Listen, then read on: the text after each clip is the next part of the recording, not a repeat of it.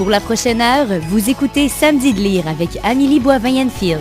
Bonjour tout le monde, bienvenue à l'émission Samedi de lire et cette semaine à l'émission, je reçois l'auteur Maryse Pagé. Bonjour Maryse, comment ça va? Ça va très bien, merci beaucoup Amélie. Et Maryse, j'ai envie de te présenter aux auditeurs, t'es recherchiste, productrice au contenu, rédactrice, conceptrice et auteure. Ça fait déjà 24 ans que tu travailles dans le domaine de la télévision. Ouais, peut-être même un peu plus. Et ça fait 15 ans à peu près que tu te consacres vraiment à la jeunesse.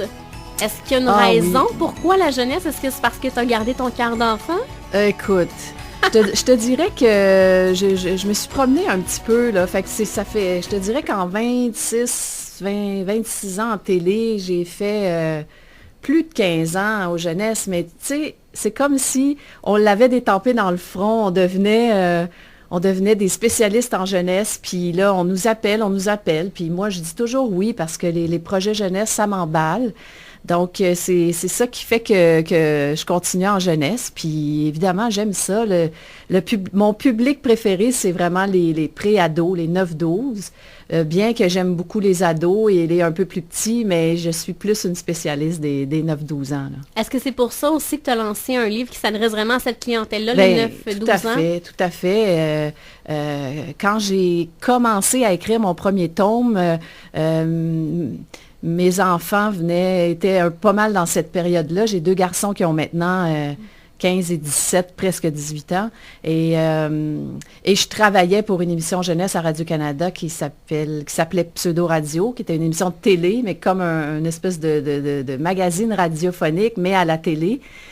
Fait que c'est sûr que j'étais très proche des préoccupations de ces jeunes-là, en ayant 2 chez moi, puis en travaillant avec ce public-là. Donc, j'avais plein de choses à dire, puis je pouvais pas tout dire en travaillant à la télé. Puis c'est là c'est là qu'est née, je pense, la trilogie « Ce livre n'est pas un journal intime ». Parlons-en. L'inspiration, est-ce que c'est tes enfants qui t'ont inspiré dans l'écriture? Parce que dans ces trois livres-là, on apprend plein de choses. Oui, ben c'est sûr qu'il y a la recherchiste en moi. Il y a la fille de contenu, celle qui veut toujours en apprendre. Même quand j'étais chroniqueur pour les jeunes, j'ai été chroniqueur à Vasimolo à l'époque. Donc, ceux qui ont 30 ans vont dire c'était le public de cette époque-là. J'ai toujours eu besoin d'en apprendre. Moi, j'étais la chroniqueuse Vas-y-Maryse qui allait en apprendre à l'animateur André Robitaille. Donc, en tant que recherchiste, évidemment, pour les jeunes, là, c'est des recherches, mais dans tous les domaines possibles et impossibles. Donc, la recherchiste est là. Les préoccupations de contenu, la préoccupation aussi de faire passer du contenu, mais sans que ça paraisse. Ça, j'ai toujours eu cette préoccupation-là à la télé. Et dans mes livres, c'est ça que j'essaie de faire aussi dans la trilogie. C'est-à-dire que c'est par le biais d'Édouard, qui est le personnage dont le surnom est Thézo. Il part toujours d'un peu d'une anecdote de sa vie, de ce qui lui arrive dans la vie. Et il part, puis il développe le sujet. Il fait ses recherches parce que c'est un petit nerd qui est... Fait que tu sais, quand tu dis où est-ce que tu t'es inspiré, bien, je te dirais que Édouard, c'est beaucoup moi. Ah oui? C'est vraiment beaucoup moi. Toi, enfant? Ou... Non, c'est ça, c'est plus... Non, moi, adulte. Okay. Moi, adulte, mais avec la candeur, je te dirais, d'un enfant de 13 ans. Quand tu es adulte, tu peux pas... Il faut que tu fasses attention à ce que tu vas dire, à tes opinions pour ne pas blesser les gens et tout ça. Quand tu as 13 ans, ben, tu ne penses pas à ça et tu peux dire tout ce que tu as envie de dire. Donc, moi, je me suis vraiment gâtée avec ce personnage-là parce que à travers ça, je fais passer des messages. Je passe des messages, en fait.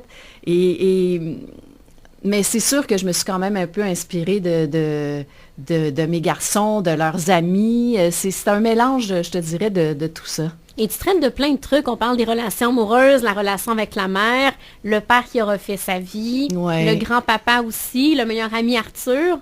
Bien, c'est une réalité, en fait. Bon, les familles recomposées, même si moi, j'ai pas connu ça, puis que je suis avec mon conjoint depuis presque 20 ans, mais je voyais ça. Ça, c'est beaucoup aussi, c'est beaucoup l'entourage, les amis de mes garçons aussi qui m'ont inspirée à ce niveau-là. Et ce qui était très important pour moi, c'était de traiter de relations intergénérationnelles. pas de relation, mais de l'intergénérationnel parce que... mais est-ce que tu as connu ça, toi, avec tes grands-parents? Ben justement pas. Ça m'a OK. manqué beaucoup. J'ai jamais connu mes grands-parents. Et mes parents et les parents de mon conjoint sont décédés assez jeunes aussi, ce qui fait que mes enfants se souviennent très peu de leurs grands-parents. Et ça, là, c'est un gros manque dans ma vie. Et donc, c'était important pour moi de mettre ça dans mon livre. C'est pour ça qu'Édouard a une super relation avec son grand-père. Et ça, c'est comme un petit fantasme que j'aurais aimé que mes garçons vivent ça et ou moi-même de le vivre. Et donc, je me suis gâtée, dans le livre. Donc, avec sa mère aussi, ça peut paraître, puis il dit à un moment donné, tu sais, ça peut paraître un peu quétaine d'écouter des films avec sa mère quand tu as 13 ans. Je ne suis pas obligée de le dire à tout le monde. Mais il y a du fun, Édouard, parce qu'il écoute des films d'horreur avec sa mère, puis il commente. Cool, sa mère. Oui, sa mère est quand même cool. Il vit tout seul avec elle. Il voit très peu son père. Donc, ils ont quand même une belle relation, mais Édouard est très, très, très autonome parce que sa mère a une boutique de fleurs, c'est quand même une entrepreneure, elle est super occupée. Donc, il est habitué à se débrouiller tout seul. Mais, fait que c'est ça, c'était important pour moi Puis d'ailleurs, je vais peut-être un peu trop vite ou un peu trop loin, mais il y a une web-série qui est en cours de développement. Et, Écrite par toi? Oui, tout à fait. Et puis, là, ce serait Édouard en vrai, sa mère en vrai, son père, son grand-père et tout. Fait que ça va être important aussi pour moi parce que ça va quand même être parallèle au livre. Ça va être quand même des nouvelles histoires. Mais ça va être quand même important pour moi de développer ça, là. Est-ce que tu auras ton droit de regard sur les comédiens qui vont jouer dans cette web-série? J'espère. C'est sûr qu'il y a beaucoup de gens d'impliqués. Zone 3, une grosse compagnie de production. Télé-Québec aussi. Donc, c'est sûr qu'au bout du compte, souvent, le diffuseur a le dernier mot, puis je peux très bien comprendre. Mais en même temps, on avait passé des auditions pour la bande-annonce parce qu'on a fait une bande-annonce là, qui était en ligne pendant 1 mois.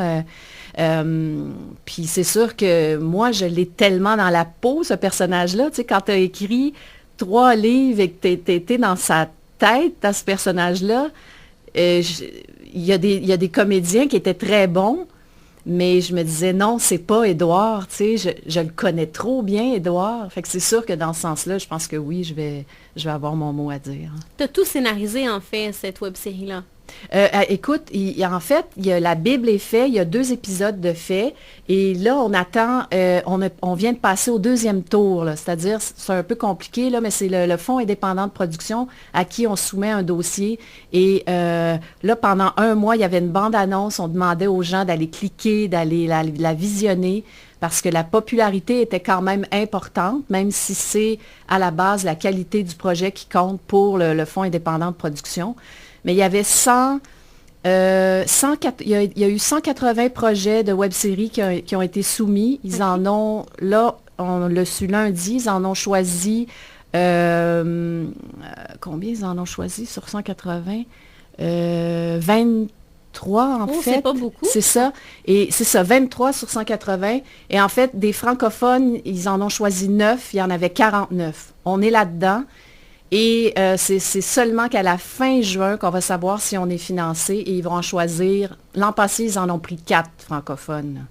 Fait qu'on se croise les doigts. C'est sûr que c'est vraiment, vraiment, vraiment mon rêve parce que de dans réaliser le fond, ça. c'est ça, c'est ton bébé qui va être à l'écran, là. Oui, puis tu sais, je suis une fille de télé à la base. C'est que c'est sûr que moi, là, le projet de la trilogie avec Édouard, avec ce livre n'est pas un journal intime, à la base, le projet, c'était une web-série et des livres. Ah, OK. C'était vraiment ça à la base. Et j'allais dire curieusement, mais peut-être pas tant que ça, mais bref, je m'attendais à ce que la web-série, ça aille plus vite que les livres, étant donné que j'étais une nouvelle auteure jeunesse. Mais non, c'était le contraire. J'ai trouvé une maison d'édition, Druide, qui a embarqué dans la folie d'Édouard, Anne-Marie Villeneuve, qui est une éditrice tellement géniale. Elle a eu un coup de cœur pour mon personnage. Et ça a été plus vite. Écoute, en 1 an, les 3 tomes sont sortis. Donc, c'est un petit peu fou, là. Marie, si tu me permets, on va s'arrêter quelques instants pour écouter de la musique et on se reparle dans les prochains instants. Je vais justement parler de ces 3 tomes de Ceci n'est pas un journal. Parfait.